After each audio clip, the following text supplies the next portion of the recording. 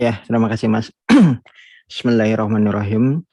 Assalamualaikum warahmatullahi wabarakatuh. Alhamdulillahirabbil alamin. Alhamdulillahilladzi arsala rasulahu bil huda wa dinil haq lidhirahu 'ala dini kullihi wa kafa billahi syahida. Asyhadu an la ilaha illallah wa asyhadu anna Muhammadan abduhu wa rasuluhu la nabiyya ba'dah. Allahumma sholli ala Muhammad wa ala ali Muhammad kama sholaita ala Ibrahim wa ala ali Ibrahim fil alamin innaka Hamidum Majid. Ya ilah hadirun ittaqullah haqqa tuqatih wa la tamutunna illa wa antum muslimun. Kalau Allah Ta'ala fil kitabil karim, a'udzubillahi minasyaitonir rajim. Bismillahirrahmanirrahim. Wal tandur nafsun ma qaddamat liqad alayhi ma ba'du. Alhamdulillahirabbil alamin. Segala puji hanyalah milik Allah yang telah mengutus Rasulnya Rasulullah Muhammad SAW dengan membawa Al-Quran dan Al-Islam untuk dimenangkan atas semua agama yang ada, atas semua aturan hidup yang ada, walaupun orang musyrik, munafik, dan kafir tidak akan pernah meridhoinya, dan hanya Allah lah yang menjadi saksi atas kemenangan Islam dan umatnya. Kemudian tidak lupa salawat dan salam semoga tetap tercurah limpahkan kepada Nabi Rasulullah Muhammad SAW, kepada para keluarganya, kepada para sahabatnya, dan umumnya kepada kita semuanya kaum muslim wal mukmin yang senantiasa menjadikan Islam sebagai paduan kehidupan dan yang senantiasa menjadikan Rasulullah SAW sebagai uswah, sebagai qudwah, sebagai suri tauladan yang baik di dalam menjalani aktivitas kesehariannya sebagai seorang muslim. Alhamdulillah, ibu-ibu, ibu-ibu, bapak-bapak, ikhwan dan akhwat, ya, sahabat ngaji subuh yang senantiasa mengharap ridho Allah Subhanahu wa taala, di kesempatan yang berbahagia ini kita dipertemukan oleh Allah Subhanahu wa taala dalam keadaan sehat walafiat, tak kurang suatu apapun, di majelis yang insyaallah dimuliakannya, itu di majelis ilmu, karena kita sudah sangat paham bahwasanya thalabul ilmi fardhatun 'ala kulli muslim. Menuntut ilmu itu merupakan kewajiban bagi kita selaku kaum muslim, dan insyaallah di kesempatan yang berbahagia ini saya kembali ya mendapatkan amanah untuk menyampaikan ya kajian berkenaan dengan sejarah peradaban Islam, khususnya berkenaan dengan serial ya tokoh-tokoh Islam ya yang ada di negeri ini ya, di Nusantara, yang mungkin tidak banyak orang mengetahuinya atau mengenalnya lebih lanjut. Ya, di kesempatan ini saya mendapatkan ya amanah untuk menarasikan atau menguraikan berkenaan dengan keberadaan sosok yang dikenal sebagai Raden Arya Wangsakara ya, yang semenjak tanggal 25 Oktober tahun 2021 kemarin itu telah ditetapkan itu sebagai pahlawan nasional negeri ini ya. Dan kemudian pada tanggal 10 November tahun 2021 kemarin pun bahwa Raden Arya Wangsakara itu ditetapkan secara penuh ya di Istana Negara ya, bahwasanya beliau ini telah diposisikan pula sebagai pahlawan nasional ya, sekaligus juga merupakan kebanggaan bagi masyarakat Tangerang gitu, karena sosok yang diposisikan sebagai Raden Arya Wangsakara itu pernah kemudian juga dinyatakan sebagai bapak pendiri dari Tangerang begitu. Ya, kita mulai ya kajian ini dengan sama-sama membaca basmalah. Bismillahirrahmanirrahim. Berkenaan dengan keberadaan tokoh ya yang akan kita urai di kesempatan di ba'da subuh hingga nanti pagi ya. Ini berkenaan dengan sosok Raden Arya Wangsakara yang kita coba angkat, kita uraikan lebih lanjut. Nah, hal yang tidak banyak diulas ataupun hal yang tidak banyak diungkap ya berkenaan dengan keberadaan beliau itu sebagai penghubung Kesultanan Nusantara dengan Khilafah Utsmaniyah. Jadi posisi beliau itu seperti layaknya diplomat begitu ya, diplomat kaliber internasional ya, diplomat yang menghubungkan kesultanan-kesultanan Islam yang ada di negeri ini, di Nusantara, khususnya berkenaan dengan Kesultanan Banten, Kesultanan Mataram, dan juga Kesultanan Gorontalo yang ada di wilayah Makassar atau yang kita kenal sebagai wilayah Kalimantan Selatan. Nah, ini adalah sosok yang menghubungkan ya tiga kesultanan yang ada di Nusantara yang kemudian diposisikan sebagai kesultanan atau negara Islam yang kuat pada masanya itu dengan Asimah Daulah, pusat pemerintahan Islam dan juga pusat keilmuan Islam di Haramain dan juga di Istanbul, Mekah, Madinah dan juga Istanbul. Nah, keberadaan sosok Raden Arya Wangsakara ini menjadi tokoh penghubung ya di antara Kesultanan Islam Nusantara ya dengan Asimah Daulah ya, dan juga ya pusat keilmuan Islam, baik itu yang ada di Haramain Makkah dan Madinah, termasuk juga dengan Asimah Daulah, pusat pemerintahan kuasa Islam yang ada di kota Istanbul, daerah kepemimpinan Kesultanan atau para Khalifah Bani Utsmaniyah begitu. Nah, siapa sesungguhnya Raden Arya Wangsakara yang dimaksud? Maka kalau kita berbicara berkenaan dengan nasab begitu ya, berkenaan dengan individu beliau itu memiliki nasab yang mulia ya, karena beliau itu merupakan keturunan dari orang-orang mulia, keturunan orang-orang yang memiliki ya kehormatan, kemuliaan, kewibawaan. Begitu pula kemudian individu-individu yang dimaksud itu pun dimuliakan, dihormati dan juga diposisikan ya sedemikian hebat ya di tengah-tengah umat manusia, di tengah-tengah bahkan kaum muslim terutama. Jadi nasab mulia ya sang pangeran begitu ya, yang juga merupakan ya sosok yang mewarisi ya kuasa pemerintahan ya, jika memang beliau menginginkan kuasa dunia ya, pamrih kuasa politik itu sebagai raja penguasa ataupun sebagai sultan atau sosok prabu begitu.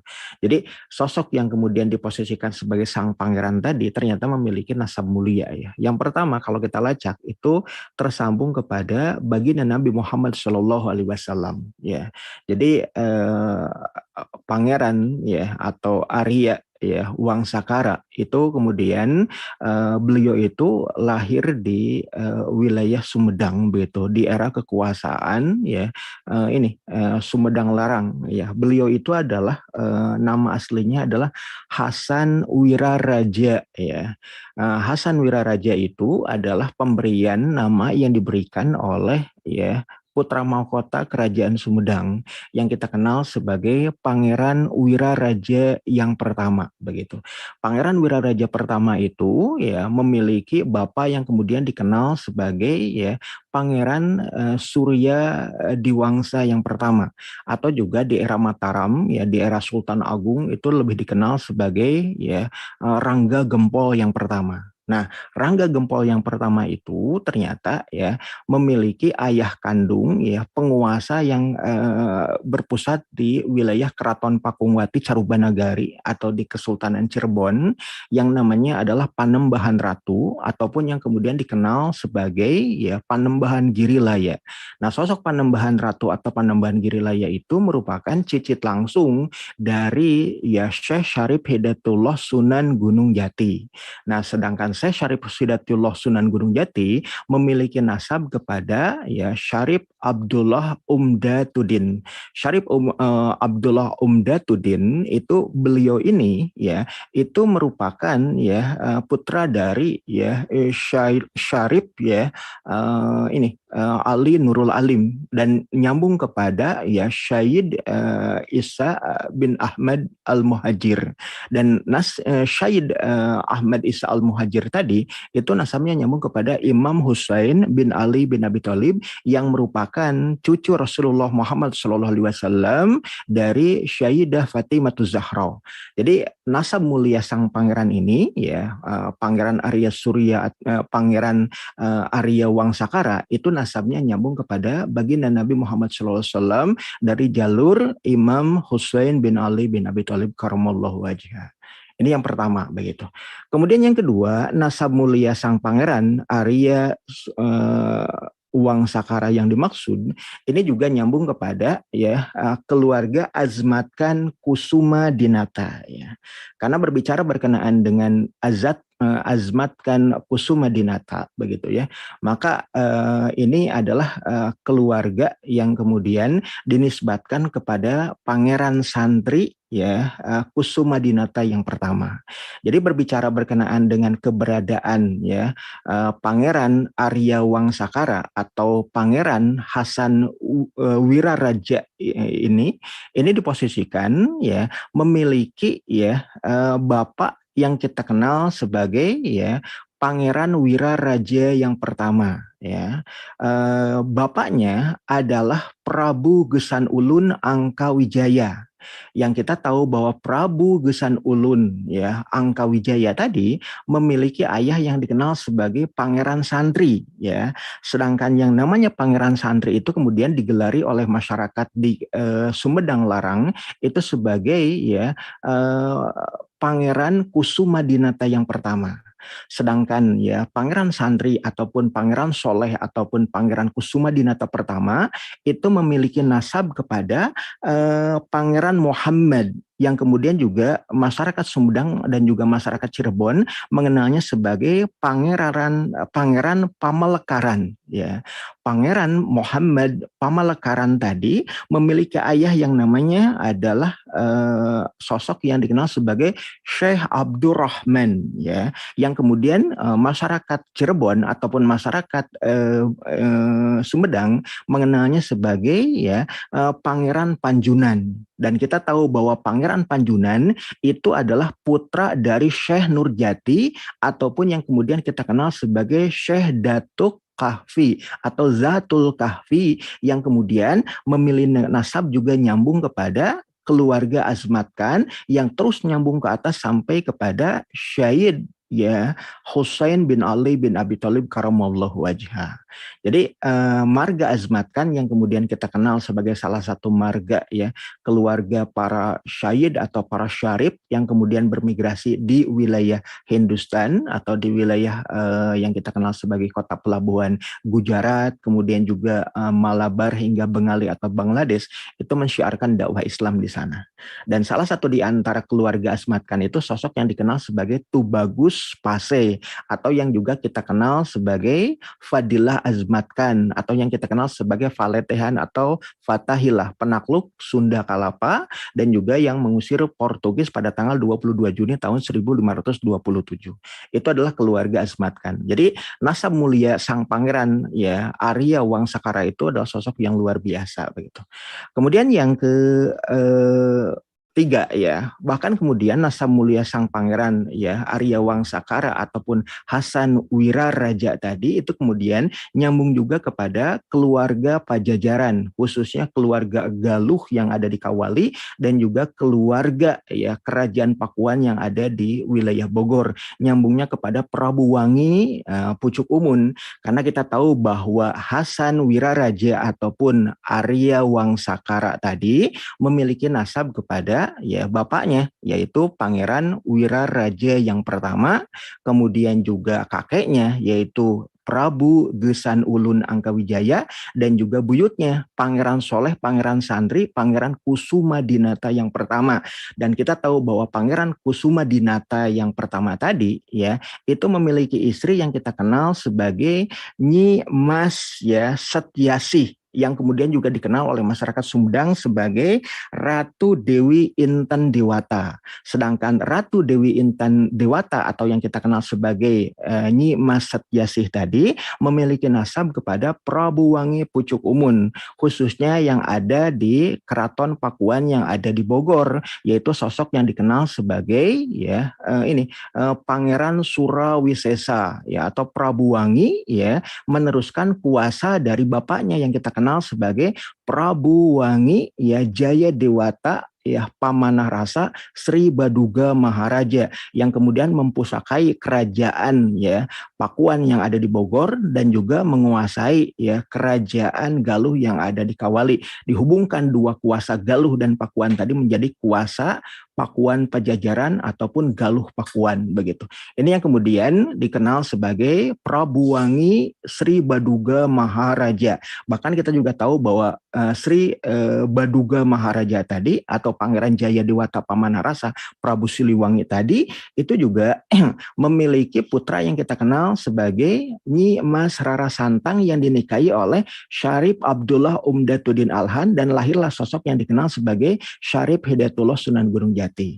Jadi nyambung ya hubungan kekeluargaan yang kemudian melekat pada sosok Prabu Wangi Pucuk Umun yang dimaksud begitu. Dan yang keempat ya sosok yang dikenal sebagai Pangeran Arya Wangsakara atau Hasan Wiraraja yang pertama tadi nyambung juga kepada sosok yang dikenal sebagai Bre Kertabumi Prabu Brawijaya, penguasa keraton Trowulan yang ada di Mojokerto, Mojopahit. Karena apa? Karena kita tahu bahwa Hasan Wiraraja pertama ataupun yang dikenal sebagai Pangeran Arya Wangsakara tadi, nasabnya juga nyambung kepada ya bapaknya yang kita kenal sebagai Pangeran Wiraraja yang pertama ya. Dan memiliki ibu ya. Pangeran Wiraraja pertama itu bapaknya kan Prabu Gesan Ulun Angkawijaya, tapi ya ibunya ya adalah sosok yang dikenal sebagai Putri Harisbaya ya. Sedangkan Putri Harisbaya ini adalah merupakan ya anak dari ya Raden Ratnakaya. Sedangkan kita kenal bahwa Raden Ratnakaya itu adalah merupakan putra dari ya Sultan Demak yang kita kenal sebagai ya Sultan Trenggono. Sultan Trenggono sendiri merupakan putra dari Sultan Muhammad Al-Fatah atau Raden Fatah. Dan kita tahu bahwa Raden Fatah itu merupakan putra dari Bre Kertabumi Prabu Brawijaya yang menikahi ibunya yang kita kenal sebagai Putri Syubanci. Putri Syubanci itu sendiri itu merupakan anak dari ya Tan Gowat ya. Tan Gowat itu yang kemudian kita kenal sebagai Sunan Bentong ya, yang juga merupakan keluarga dari Kaisar Yunlo dari dinasti Ming yang berkuasa di wilayah Tiongkok.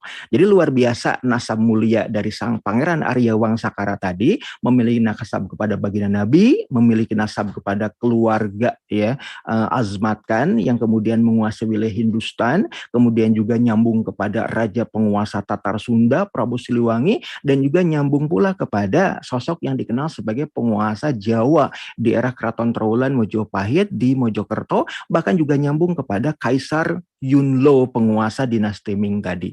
Ini luar biasa nasab mulia yang melekat kepada sosok sang pangeran Arya Wangsakara atau yang juga dikenal oleh masyarakat Sumedang sebagai ya Pangeran atau Raden Hasan Wiraraja yang kedua, putra dari Pangeran atau Raden Wiraraja yang pertama, cucu dari ya Pangeran Angkawijaya Prabu Gesan Ulun, penguasa Sumedang Larang yang terkemuka. Nah, berbicara berkenaan dengan ya Raden ya Arya Wangsakara ataupun Hasan Wiraraja yang kedua tadi adalah sosok yang dikenal luas sebagai Menak Sunda Sumedang Larang yang lahir di wilayah Sumedang semenjak tahun 1615 dengan nama ya yang diberikan oleh bapaknya yaitu Hasan Wiraraja kedua. Bapaknya adalah ya Pangeran Wiraraja pertama bin Prabu Gesan Ulun Pangeran Angkawijaya bin ya Pangeran Santri Pangeran Soleh Kusumedinata. Nah, kemudian kita tahu bahwa ya semenjak ya kekuasaan dari ini apa namanya tuh uaknya begitu ya. Jadi kita tahu bahwasanya Prabu Gesan Ulun Angkawijaya begitu beliau itu wafat begitu ya, maka kedudukannya diberikan kekuasaannya itu kepada ya putranya dari Harisbaya ya.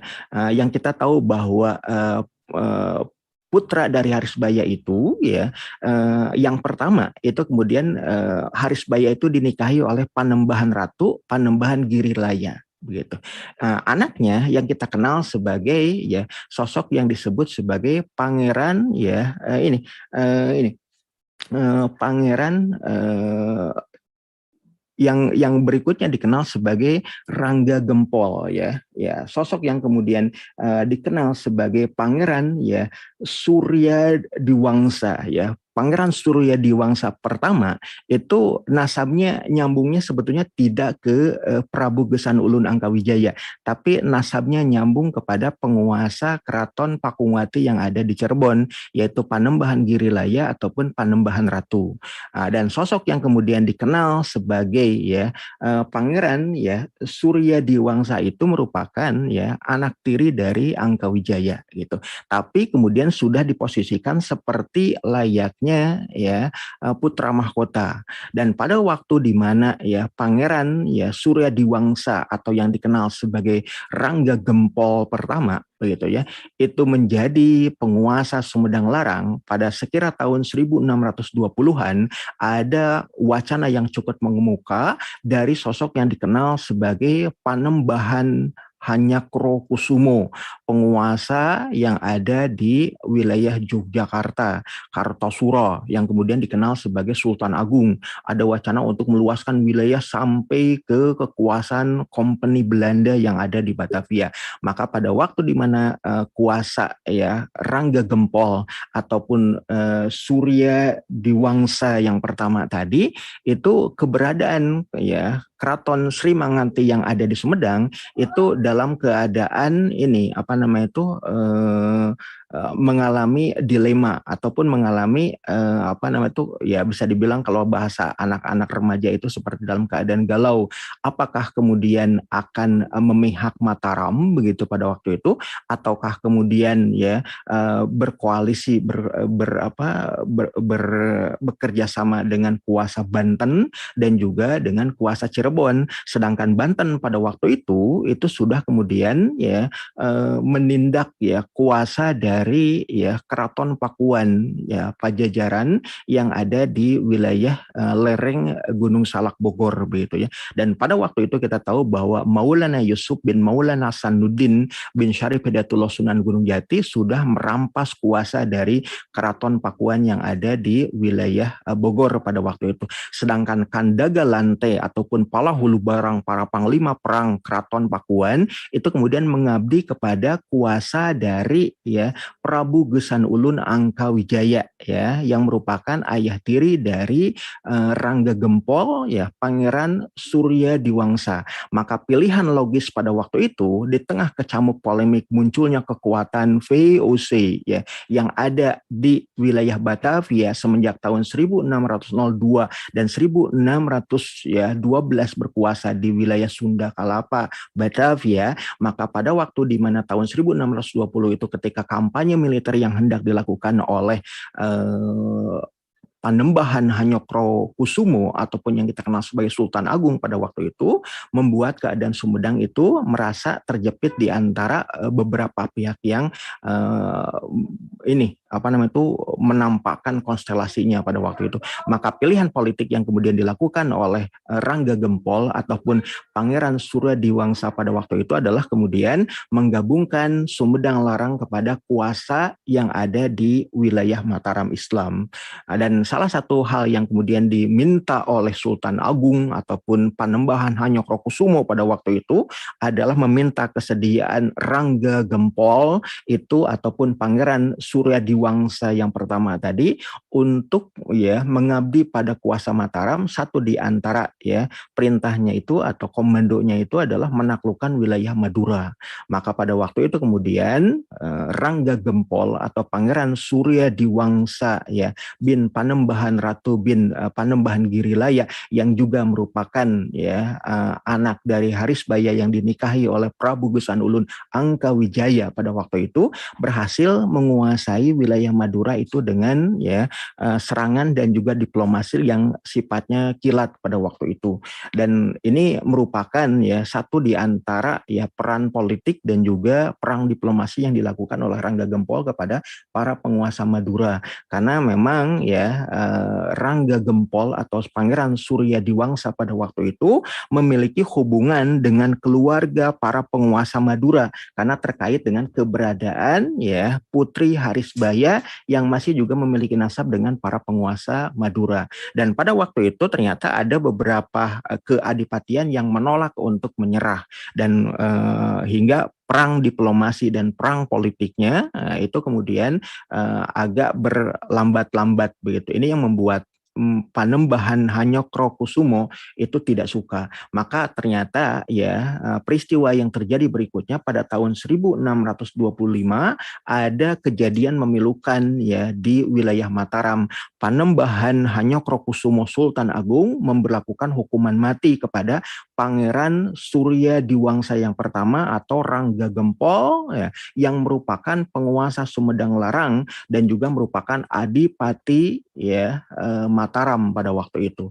Hingga pada waktu itu kemudian otomatis prahara yang terjadi di Mataram, hukuman mati yang diberlakukan oleh Sultan Agung Panembahan Hanyokrokusumo kepada Rangga Gempol Surya Diwangsa pada waktu itu menyebabkan anak keturunannya yang ada di wilayah Sumedang Larang pada waktu itu merasa sakit hati ya. Bahkan kemudian begitu tersiar kabar wafatnya Rangga Gempol di Mataram, maka ya adik tirinya ataupun adik dari ya keluarga Prabu Gesan Ulun Angkawijaya di Sumedang Larang dari istri pertamanya yang kemudian dikenal sebagai Nyi Mas Cukang Gendeng Waru, yaitu Rangga Gede ya Kusuma Dinata, itu kemudian mengangkat diri sebagai penguasa Sumedang ya. Padahal kemudian sebelumnya sudah diputuskan dalam klausul yang dinyatakan di Keraton Pakungwati bahwa wilayah barat itu akan dikuasakan kepada anak keturunan dari ya Pangeran Angkawijaya dari istri pertamanya yaitu Nyi Mas Cukang Gendeng Waru. Sedangkan wilayah timur dan itu adalah di Keraton Sri Manganti, kekuasaan Sumedang Larang itu akan diberikan kepada ya anak keturunan ya dari Putri Harisbaya yaitu Rangga Gempol beserta adik-adiknya dan juga keturunannya. Maka dalam konteks ini kemudian dianggap bahwa sosok yang dikenal sebagai Rangga Gede ya, putra dari Cukang Gendeng Waru begitu ya, itu telah mengambil alih ya kuasa dari ya anak keturunan dari Rangga Gempol Pangeran Surya Diwangsa begitu. Maka dari situ kemudian terjadi polemik antara ya anak-anak keturunan dari ya Rangga Gede ya keluarga Rangga Gede ya anak dari ya Cukang Gendeng Waru ya dengan anak keturunan dan juga keluarga dari Rangga Gempol ya anak keturunan dari Putri Harisbaya. Hingga polemik ini kemudian memantik apa yang kemudian kita kenal penetrasi dan upaya campur tangan yang dilakukan oleh pihak company, pihak VOC yang ada di Batavia gitu. Ini menyebabkan satu di antara anak keturunan dari keluarga Rangga Gempol ya ataupun anak keturunan dari Surya Diwangsa, anak keturunan dari ya Putri Harisbaya ya, itu kemudian memisahkan diri dari keraton ya. Pada tahun 1627 ya, di antara anak keturunan dari Rangga Gempol ataupun yang kemudian dikenal juga ya anak keturunan dari Putri Harisbaya itu kemudian mereka memihak Banten dan akhirnya kemudian mereka menuju wilayah Banten ya. Di situ kemudian kita tahu di antaranya ada 3 orang keluarga ya Menak Sumedang Larang ataupun di antara keluarga ya keraton ya yang ada di Sumedang Larang tadi itu kemudian menuju wilayah Banten ya. Di antaranya adalah Pangeran ya Arya Wangsakara, kemudian juga Pangeran Surya Diwangsa yang kedua ya. Pangeran ya Arya Wangsakara itu adalah putra dari ya Pangeran Wiraraja pertama ya dari Putri Harisbaya. Sedangkan Pangeran Surya Diwangsa yang kedua itu adalah putra dari Pangeran Surya Diwangsa kedua pertama, Rangga Gempol pertama ya, putra pertama dari Putri Harisbaya. Kemudian juga ya anak dari bibinya, anak dari bibi ya Pangeran Arya Surya Pangeran Arya ya Wangsakara yang kita kenal sebagai Pangeran Santika. Mereka bertiga menuju wilayah Banten dan kemudian mengabdi kepada sosok yang kemudian dikenal sebagai ini apa namanya itu Panembahan ya ataupun Pangeran Ratu begitu. Atau juga yang di kemudian hari kita kenal sebagai Sultan Abdul Mafahir ya Mahmud Abdul Qadir. Nah, semenjak tahun 1627 sosok yang kemudian dikenal sebagai Pangeran Arya Wangsakara, Pangeran Surya Diwangsa kedua dan juga Pangeran Santika itu mengabdi kepada penguasa Banten yaitu Panembahan ataupun Pangeran Ratu ya bin Pangeran ya Muhammad begitu. Nah, ini berbicara berkenaan dengan ya keberadaan ya Raden ya ataupun Pangeran Arya Wangsakara yang kemudian ya berasal dari keluarga Menak Sunda ataupun para penguasa Sunda yang ada di Sumedang Larang begitu. Nah, kita tahu bahwa ketika Pangeran Arya Wangsakara ataupun Pangeran Hasan Wiraraja ya itu mengabdi di Banten, kita akan mengetahui bahwa ternyata ya mereka diposisikan ya ketika datang ke Banten itu kembali kepada tanah leluhur. Karena apa? Karena salah satu di antara leluhur dari Pangeran Arya Wangsakara ataupun Hasan Wiraraja tadi itu adalah sosok yang kemudian dikenal sebagai Prabu Wangi Pucuk Umun yang kemudian kita juga mengenal ya di antara keluarga Prabu Wangi Pucuk Umun tadi ada sosok yang dikenal sebagai ya Pangeran Surawisesa yang kemudian bertahta di Keraton Pakuan. Kemudian juga adiknya yang kita kenal sebagai Pangeran Sorosowan. Pangeran Sorosowan itu yang kemudian pernah bertahta dan menjadi adipati di wilayah Wahanten. Wilayah Wahanten itu yang kemudian dikenal sebagai Banten ya hari ini.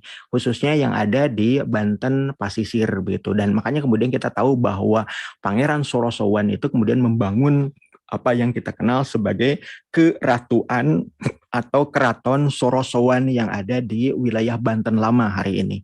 Dan kita tahu bahwa Pangeran Sorosowan ya itu merupakan ya keluarga dari ya Prabu Wangi ya ini Jayadewata Pamanarasa Sri Baduga Maharaja. Karena apa? Karena bapaknya tadi menikahi ibunya yang kemudian dikenal sebagai Nyi Mas ya Kentring Manik Mayang Sunda begitu. Putri dari penguasa keraton yang ada di Pakuan. Nah, anak-anaknya kita kenal sebagai Pangeran Surawisesa yang menjadi putra mahkota yang ada di wilayah Pakuan, sedangkan putra keduanya itu Pangeran ya Sorosowan berkuasa menjadi adipati atau seperti layaknya gubernur begitu ya di wilayah ya Wahanten atau di wilayah Banten hari ini. Jadi pada waktu itu ketika sosok yang kemudian dikenal sebagai Pangeran Arya Wangsakara ya itu ketika mengabdi kepada kekuasaan Kesultanan Banten sesungguhnya ya mereka sedang kembali kepada tanah leluhurnya yaitu Sang Sorosowan, Sang Surawisesa, anak-anak dari Prabu Wangi Pamanarasa Jaya Dewata Sri Baduga Maharaja begitu. Nah, kemudian juga ya ketika mengabdi di Banten, beliau itu kemudian sungguh dipercaya oleh Pangeran Ratu bin Raden Sedangrana. Ini yang kemudian kita ketahui ya sebagai sosok yang dikenal sebagai ya Sultan Abdul ya Mafahir ya Mahmud Abdul Qadir bin ya Maulana Muhammad bin Maulana Yusuf bin Maulana Hasanuddin bin ya Syarif Hidayatullah Sunan Gunung Jati bin Syarif Abdullah Umdatuddin bin Ali Nurul Alim yang nasabnya nyambung kepada sosok yang dikenal sebagai Imam Husain bin Ali bin Abi Thalib karamallahu wajhah. Jadi pada waktu di mana beliau mengabdi di wilayah Banten kembali ke tanah leluhurnya sekaligus juga kemudian dipercaya oleh Panembahan ataupun Pangeran ya Ratu yang kita kenal sebagai Sultan Abdul Mafahir di kemudian hari. Nah, ini juga mereka dipercaya karena apa? Masih memiliki pertalian darah hubungan nasab kepada ya Syekh Syarif Hidayatullah Sunan Gunung Jati atau yang kemudian dikenal sebagai sosok penguasa ya Keraton Pakuwati yang ada di wilayah Caruban atau di wilayah Cirebon begitu. Nah, Nah, kemudian kita juga mengetahui ya ketika beliau mengabdi di wilayah Banten ya, beliau juga dalam konteks ini karena keterampilannya, kepakarannya dalam syariat Islam, maka beliau diposisikan juga sebagai guru bagi umat, guru bagi masyarakat yang ada di wilayah Banten. Dalam arti beliau Raden Arya Wangsakara tadi mengabdi kepada Islam untuk melayani umat. Kenapa? Keterampilannya, kepakarannya dalam kajian Islam, dalam sakofah Islam.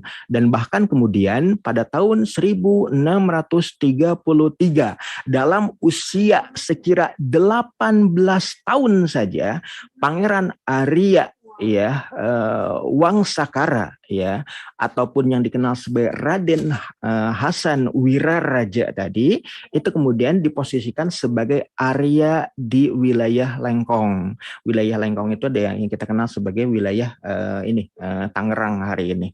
Jadi pada tahun 1633 ya, Pangeran Ratu bin Raden Sedang Rana ataupun sosok yang dikenal sebagai Sultan Abdul Mafahir ya bin Maulana Muhammad tadi menempatkan ya Raden Hasan Wiraraja ataupun Raden atau Pangeran Arya Wangsakara itu sebagai Arya Lengkong ya, pemimpin dan juga sekaligus juga menjadi guru ngaji bagi masyarakat yang ada di wilayah Lengkong ya, Tangerang ya, wilayah Provinsi Banten hari ini.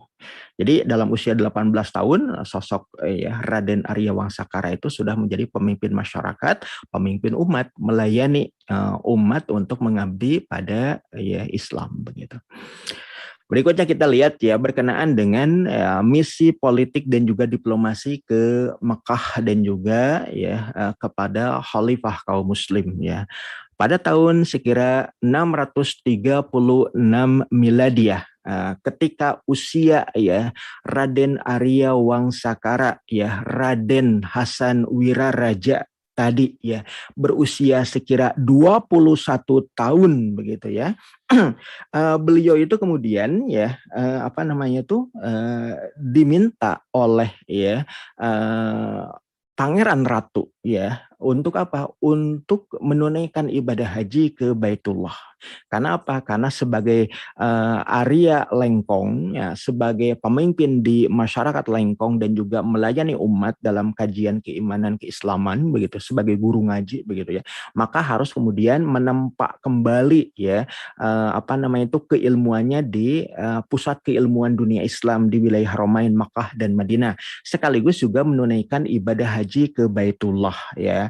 Dan tentu bukan hanya sekadar belajar mengaji ya, bukan hanya mengkaji ilmu kembali, bukan hanya belajar kepada para masyaikh yang ada di Haramain, tapi juga menjalankan misi diplomasi politik kepada ya pemimpin Hijaz yang juga pemimpin Haramain, dan juga ya meminta kesediaan untuk apa? Untuk ya memberitahukan berkenaan dengan keberadaan ya kemaulanaan Islam yang ada di wilayah Wahanten di Keraton Surosowan kepada siapa? Kepada Khalifah, kepada Amirul Mukminin yang ada di Asimah Daulah yang ada di Istanbul. Maka pada tahun 1636 ya Raden Arya Wangsakara ataupun yang kita kenal sebagai Pangeran Hasan Wiraraja tadi ya menempuh perjalanan ke Baitullah untuk mengikuti ataupun menjalankan ya misi diplomasi dan juga misi politis sekaligus juga misi ibadah ya ke wilayah Haramain. Dan pada tahun 1636 itu beliau itu sudah tiba di kota Mekah ya. Dan setelah menunaikan ibadah haji, beliau menunaikan misi politis dan juga misi diplomasinya itu kepada penguasa Hijaz ya, penguasa Haramain Makkah dan Madinah ya, yaitu sosok yang dikenal sebagai Syarif Zaid bin Muhsin Al-Hashimi. Dan setelah kemudian berbicara dengan sangat santun begitu ya, berbahasa Arab Arab dengan sangat fasih begitu ya. Kemudian terciptalah hubungan yang sangat-sangat dekat begitu, hubungan yang sangat erat. Karena apa? Karena sosok yang dikenal sebagai Raden Arya Wangsakara tadi juga memiliki nasab kepada Syekh Imam Husain bin Ali bin Abi Thalib. Sedangkan Syarif Zaid bin Muhsin Al-Hashimi itu memiliki nasab kepada Imam Hasan bin Ali bin Abi Thalib karamallahu wajhah. Jadi seperti layaknya bertemu dengan saudara yang apa namanya itu saudara dekat begitu. Nasabnya nyambung kepada Imam Ali bin Abi Thalib dan juga Fatimah Zahra, namun kemudian baru bertemu ya setelah ya sekian lama begitu. Maka pada tahun 1636 tadi misi diplomasi itu sudah disampaikan kepada Syarif Zaid bin Muhsin Al-Hashimi. Dan dari situ kemudian kita akan mengetahui bahwasanya ya Pangeran Arya Wangsakara itu kemudian mendapatkan kehormatan itu sebagai ini imam ya bagi ya ataupun menjadi sosok Sayyidul Aulia ataupun menjadi ya pemimpin spiritual bagi masyarakat Banten ya. Kemudian juga pada waktu itu pun kemudian ya misi diplomasi politik yang disampaikan kepada Syarif Zaid juga disampaikan bahwasanya ya keberadaan kemaulanaan ya ataupun kesultanan Banten di bawah kuasa ya Pangeran Ratu begitu ya atau Sultan ya Abul Mafahir di kemudian hari begitu ya itu membutuhkan adanya legitimasi kekuasaan ya dari apa dari ya sumber ilmu yang ada di Haramain dan sumber kuasa politik yang ada di Istanbul. Dan pada waktu itu Syarif Zaid bin Muhsin itu segera memanggil ya para hawaza ataupun para alim ulama ya, yang berasal dari Utsmani, yang berasal dari Istanbul sekira 30 orang. Ada juga yang sampai menyatakan menuliskan sekira 300 orang. Yang di situ kemudian mereka bersepakat untuk mengakui kedaulatan ya dan juga memberikan legitimasi kekuasaan kepada Pangeran Ratu ya untuk apa? Menjadi sultan. Dan kemudian pengakuan kesultanan resmi itu kemudian dilegislasi ditetapkan oleh para hawaza ya sekira 30 hingga 300 orang yang kemudian bermukim di kota Makkah pada waktu itu atas nama ya khalifah kaum muslim ya Sultan Murad ya yang ada di Istanbul yang kita kenal sebagai Sultan Murad Ghazi ya atau Sultan Murad yang keempat.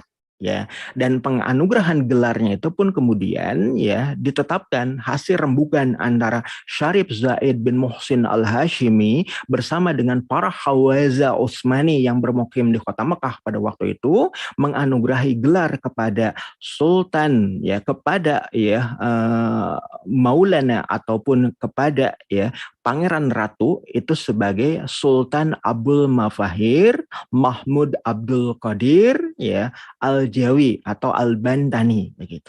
Ini yang kemudian dikuasakan oleh Syarif Zaid bin Muhsin Al-Hashimi dan juga para hawaza dari Utsmaniyah yang bermukim di kota Mekah pada waktu itu. Dan kita juga mengetahui bahwa semenjak tahun 1636 sampai kemudian kepulangannya pada tahun 1638 ya Pangeran Arya Wangsakara ketika pulang kembali ke Banten dan kemudian memberikan gelar kesultanan kepada Pangeran Ratu sebagai Sultan Abdul Mafahir Mahmud Abdul Qadir pada tahun 1638 tadi, kita tahu bahwa ya misi diplomasi, misi politik dan juga misi ibadah, misi mengkaji ilmu sekaligus juga beribadah di wilayah Haramain ya, sosok yang dikenal sebagai ya Pangeran Hasan Wiraraja dan juga ya Raden Arya Wangsakara tadi itu kemudian menempuh pendidikan begitu. Jadi belajar ilmu terlebih dahulu begitu ya. Selama kurang lebih 2 tahun dan di situ kemudian beliau mempelajari ya kitab-kitab untuk bekal mengajarkan ilmu Islam kepada masyarakat Lengkong, kepada masyarakat Kesultanan Banten dan juga kepada ya masyarakat yang ada di Tatar Sunda pada umumnya dengan belajar kitab-kitab klasik yang kemudian menjadi panduan ya masyarakat itu untuk memahami Islam. Di antaranya kemudian kitab-kitab yang dipelajari langsung ya kepada para masyaikh yang ada di Haramain itu adalah kitab Asrul Al-Arifin ya. Kemudian juga kitab Al-Muntahi, kemudian juga kitab Syarah Al-Ashikin ya. Kemudian juga kitab Al-Insan Al-Kamil karya dari Imam Al-Jilli, bahkan kemudian belajar langsung kepada ya anak keturunan dan juga murid-murid dari Imam Al-Jilli tadi. Kemudian juga belajar kitab Al-Mawahib Ar-Rabbaniyah lil Asilah Al-Jawiyah ya, karya dari Imam Ibnu Alaih begitu. Bahkan kemudian juga pembelajaran ilmu-ilmu dari kitab-kitab yang lain ya. Ketika kemudian ya Pangeran Arya Wangsa Kara pamit kepada Syarif Zaid bin Muhsin Al-Hashimi untuk pulang kembali ke Banten, ya beliau juga ya dibekali dengan sekian banyak kitab ya. Untuk apa? Untuk menjadi panduan bagi Kesultanan Banten atau Kemaulanaan Banten ya. Untuk apa? Untuk memandu berkenaan dengan jalannya roda kekuasaan pemerintahan Islam yang ada di wilayah Banten pada waktu itu. Sekaligus juga beberapa waktu kemudian Syarif Zaid bin Muhsin Al-Hashimi ya itu juga mengirim para duta-duta, para guru ngaji ya untuk membantu ya Pangeran ya Arya Wangsakara untuk ya mengajarkan ilmu kepada masyarakat Banten yang ada di Keraton Sorosowan dan juga yang ada di wilayah kearyaan ataupun keadipatian di wilayah Lengkong pada waktu itu. Nah, ini yang terjadi berkenaan dengan misi diplomasi, misi politis dan juga misi ya ibadah untuk menimba ilmu ketika ya Raden Arya Wangsakara itu ya berhaji ke Baitullah di kota Makkah Al-Mukarramah semenjak tahun 1636. Makanya kemudian beliau baru pulang kembali ke Banten itu 2 tahun kemudian ketika beliau berusia sekitar 23 tahun begitu.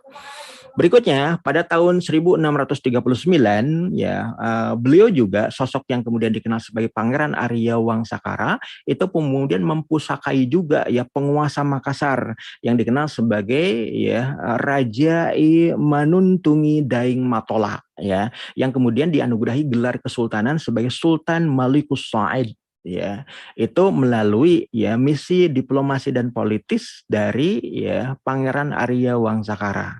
Jadi pada tahun 1638 memberikan gelar kesultanan kepada Pangeran Ratu menjadi Sultan Abdul Mafahir Mahmud Abdul Qadir. Kemudian juga tahun 1639 mempusakai I Manuntungi Daing Matola yang merupakan ya ayahanda dari Sultan Hasanuddin itu sebagai Sultan Malikus Sa'id begitu. Ada juga yang kemudian menyatakan bahkan pada tahun 1638 pun ya sosok Syarif Zaid pun ya bin Muhsin Al-Hashimi diberitakan begitu ya memberikan ya gelar kehormatan sebagai Sultan Aliyuddin ya kepada bapa dari Daing Matola begitu. Yaitu pada tahun 1638 melalui misi diplomasi, misi politis yang ditunaikan oleh Pangeran Arya Wangsakara tadi atau Hasan Wiraraja tadi.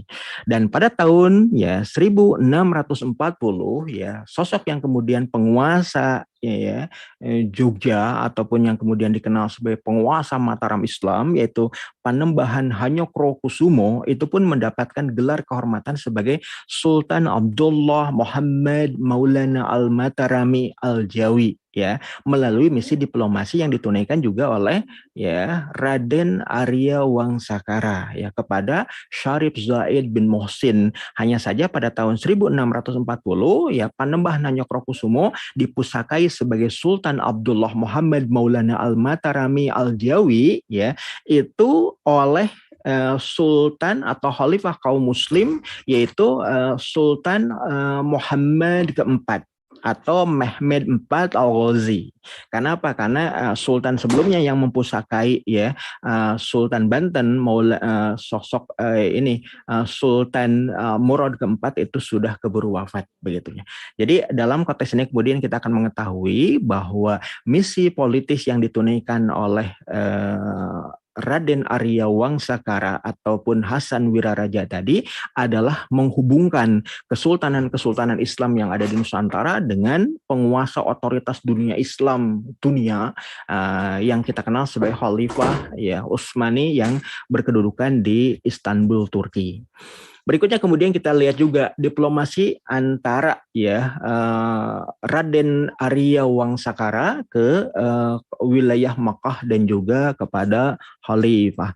Maka kita tahu bahwa pada tahun 1647 ya, sosok yang kemudian dikenal sebagai Pangeran Anom ya atau juga dikenal juga sebagai Pangeran Pakik ya, putra dari Pangeran Ratu atau putra dari Sultan Abdul Mafahir Mahmud Abdul Qadir, itu pun kemudian digelari ya anugerah kesultanan dari Syarif Zaid bin Muhsin Al-Hashimi melalui khalifah yang ada di Istanbul, yaitu khalifah ya Mehmed IV Al-Ghazi. Maka Pangeran Anom pun kemudian dianugerahi gelar sebagai Sultan Abul Ma'ali Ahmad Al-Bantani Al-Jawi. Kemudian juga pada tahun 1651 ya cucu dari Sultan Abdul Mafahir Mahmud Abdul Qadir, Pangeran Ratu, sekaligus juga merupakan putra dari Pangeran Anom, Pangeran Pakik ya, Sultan Abdul Ma'ali Ahmad yang kita kenal sebagai Pangeran Surya atau juga Pangeran Dipati ya, yang kemudian kita ketahui dipusakai juga ya oleh Syarif Zaid bin Muhsin Al-Hashimi ya melalui misi diplomasi ya dari Pangeran Arya Wangsakara Raden ya Hasan Wiraraja yang kemudian mendapatkan gelar Pangeran Surya atau Pangeran Dipati tadi sebagai Sultan Abdul Fattah Al-Bantani Al-Jawi yang kita kenal juga sebagai sosok yang dikenal sebagai Sultan Ageng Tirtayasa di era kepemimpinan Sultan Mehmed ke-4 Al-Ghazi. Jadi sosok Pangeran Surya Dipati itu adalah Sultan Ageng Tirtayasa. Nama pusaka anugerah kesultanannya sebagai Sultan Abdul Fattah. Ini yang terjadi ya, misi diplomasi yang dilakukan oleh ya Pangeran Arya Wangsakara atau Raden Hasan Wiraraja begitu. Itu luar biasa, makanya beliau kedudukannya sebagai sosok yang kemudian alim ulama, sosok yang kemudian politisi, sosok yang kemudian dikenal sebagai diplomat ulung ya, yang kaliber nasional bahkan sekaligus juga kaliber internasional begitu. Dan kemudian kita tahu bahwa ya sosok Pangeran Surya Dipati atau Sultan Abdul Fattah ataupun yang kemudian dikenal sebagai Sultan Ageng Tirtayasa tadi, pada tahun yang sama setelah beliau kemudian ditetapkan sebagai Sultan Abdul Fattah ya penganugerahan dari Mekah dan juga dari Khalifah, maka pada tahun yang sama ya sosok yang dikenal sebagai ya Pangeran Arya Wangsakara Raden Hasan Wiraraja tadi itu diangkat sebagai ya Adipati Kesultanan Banten, khususnya yang ada di wilayah Lengkong dan juga Tangerang secara keseluruhan, yang kemudian meliputi wilayah Cisadane Barat begitu ya. Dan posisinya kemudian bahkan dipusakai sebagai Imam Haji Wangsaraja. Nah, diambil dari nama Wangsakara dan juga Wiraraja. Maka oleh Sultan Abdul Fattah atau Sultan ya Ageng Tirtayasa tadi, maka ya posisi dari Raden Arya Wangsakara pun diposisikan bukan hanya sebatas gubernur ataupun adipati Kesultanan Banten, tapi juga imam bagi ya keseluruhan kesultanan dengan gelar ya Imam Haji Wangsaraja. Dan pada tahun 1652 ya ada provokasi dari company Belanda khususnya yang ada di wilayah Cisadane wilayah timur ya. Kekuasaan dari Imam Haji Wangsaraja itu yang ada di wilayah Banten yang ada ke wilayah timur itu dari mulai wilayah ya Cisadane Barat sampai kemudian wilayah yang dikenal sebagai wilayah Ciledug. Itu wilayah kuasa dari keadipatian Kesultanan Banten yang dikuasai oleh Imam Haji Wangsaraja ataupun Raden Arya Wangsakara atau Pangeran Hasan Wiraraja. Nah, pada waktu itu orang-orang company itu memprovokasi ya wilayah Kesultanan Banten khususnya yang ada di wilayah Cisadane ya. Maka pada waktu itu mereka merangsek maju dari wilayah Sunda Kalapa atau Batavia menuju wilayah Cisadane Timur ya. Dan akhirnya kemudian kita tahu bahwa semenjak tahun 1652 Imam Haji Wangsaraja atau Raden Arya Wangsakara tadi meminta izin kepada Sultan Ageng Tirtayasa, Sultan Abdul Fattah itu untuk apa? Menindak kelakuan provokasi yang dilakukan oleh kompeni Belanda. Maka kita tahu bahwa pada tahun 1654 ya Raden Arya Wangsakara Hasan Wiraraja atau kita kenal sebagai Imam Haji Wangsaraja tadi itu kemudian ya menindak ya pasukan kompeni Belanda yang memprovokasi semenjak 2 tahun sebelumnya di wilayah Cisadane Timur. Maka terjadilah perang antara kekuasaan Banten ya khususnya yang ada di wilayah Cisadane, di wilayah Lengkong, di wilayah Tangerang begitu ya, antara ya Adipati ya Kesultanan Banten Imam Haji Wangsaraja melawan pasukan yang bahkan dipimpin oleh Gubernur Jenderal Johan Mansuyker begitu. Dan kita tahu dalam perang selama kurang lebih 7 bulan lamanya, Gubernur Jenderal Johan Mansuyker tadi menyatakan bahwa ya pada sekira 12 Desember tahun 1654 begitu ya, mereka mengibarkan bendera putih ya, tanda menyerah tidak siap untuk meneruskan peperangan. Maka pada tanggal 12 Desember yang sama tahun 654 ya, sosok yang kemudian dikenal sebagai Pangeran Segiri yang kemudian merupakan anak dari ya Sultan Ageng Tirtayasa Sultan Abdul Fattah tadi ya mempusakai ya Imam Haji Wangsaraja Raden Arya Wangsakara Pangeran Hasan Wiraraja itu dengan prasasti yang kemudian ditabalkan dengan pernyataan rengse perang neteg tangger nanggeran, yang maknanya adalah selesai peperangan ini maka harus ditetapkan ya prasasti Tanger Nanggeran. Maka sejak itulah kemudian ya Arya Wangsakara ya dipusakai gelar yang namanya kita kenal sebagai Arya Tanger Nanggeran atau Arya Tanggeran yang pertama.